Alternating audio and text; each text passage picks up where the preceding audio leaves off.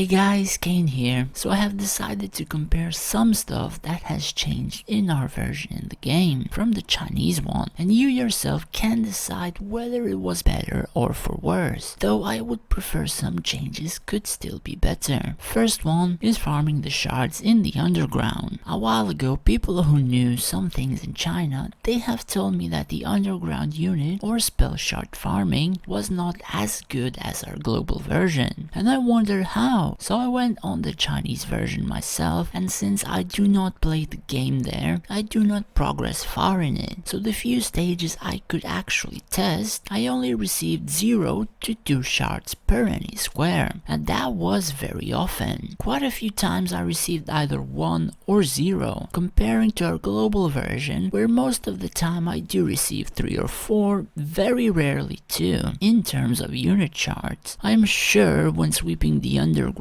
and you get a complete 0 for 48 energy, you would be kinda irritated and or bummed. So I guess this affected many people, and they decided to make the sweeping more generous in underground in our own version. As in such a case, we were able to quite easily max out unit potentials in our own version. May not be simple enough in China though. Second one, some particular units, we can take Dwarf as an example. In both Chinese and Korean version, this unit only provides health percent to units around it. In global version, our Dwarf had all of these descriptions that we have now, however only the health percent buff worked. After testing, we were able to prove such a thing that most of the things in the Dwarf's descriptions were just words, perhaps added by an accident, but the developers did actually update these buffs to the unit, and now Dwarf buffs do in fact work. Many of us honestly thought that the description would just get fixed and most of the buffs would be removed, but they did in fact implement it, and now Dwarf can be used in a variety of formations. As silly as it may sound, Dwarf is a pretty decent buffer, but dies very quickly, so the only ways you may want to use him would only be a formation with the faction leader gem, or any other formation where you would value 4 or 5 of your units to get overbuffed at the cost of 1, who dies shortly into the match. As silly as it may sound, I am hoping for Dwarf to get an awakening. Third one, Emblems. Now you may wonder, emblems are expensive as all hell. How could our version be any better? Well, the Chinese version had something called pay-locked emblems, and in that sense, you could not buy them from the emblem store with soul stones, and instead needed to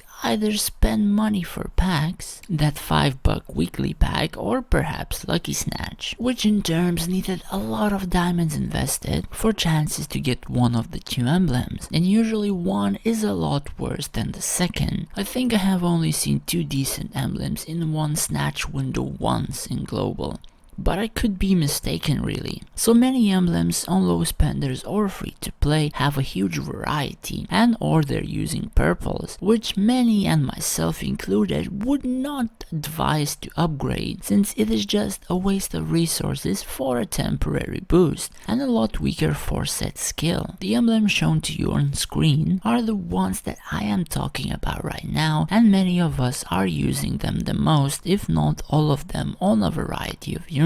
As well as the 2 that you do not recognize, sometime in the future will be implemented into the game. Fourth one, new units. Now we cannot really leave this point aside, even if many people did not like the Assassin's Creed crossover. The global version did actually implement units that the Chinese version does not have. Spartan and Assassin, as well as 2 more heroes, Ezio and Cassandra. Even though at the moment it is only 2 SSR, it sort of beats using both of these units with lackluster roster pages. Early in the server time they may be good, but at our own stage, we're like half a year or more playing, not having roster bonuses reduces a lot of attack and health that units can have. So either you have them high star and invested, or they just die from area of effect abilities. Spartan, however, is a unit that can even be used low stars, not for the power or damage it provides, but rather if the unit of its squad dies, you get 5% unit damage and damage reduction on the entire field. The squad has 4 units, so it's 20% unit damage and damage reduction for your entire squad for the entire battle. That is a pretty good buff, and some formations can in fact let this unit die to benefit more from having 7 more stronger units than 8. Fifth one, SSR units. Now you may be wondering, why is global version so scarce on the SSR units? We can barely even get them here, and you boys have no idea. Chinese version does not have SSR units in their gold key altars, as well as the Chinese version, they do not have SSR souls. I am not entirely sure on the SSR soul shards, but I have not seen any shops selling them. And the Kingdom vs Kingdom event only gives you Earth Elemental shards as the reward for killing the person in the top spot. So if you think global version does not give you SSR units and or shards easily, Chinese players are having it a few times worse. In conclusion, if the Chinese version would be implemented the same way it is there, perhaps we would even see a lesser player base than we have now. That is just my own opinion, of course. There has been a decent amount of quality of life updates, which makes it easier for us to farm and or upgrade both units and or account, as well as be more generous with particular rewards. Even though some may still look a bit stingy, I personally like the idea of them adding new units into the game that Chinese version does not have. Not particularly like the idea of it being Assassin's Creed though, as it doesn't fit the theme of the game. So hopefully we see more of that in the game in the future, but in such a case I think it would be more fun if they made an event where some of the units would just get the skins, rather than the whole different theme of units from another plane of existence. There has been more updates, not just these few mentioned, but I feel like these were the core updates that made the game in some cases better. What do you guys think? Let me know in the comments down below. Thanks for watching and stay safe.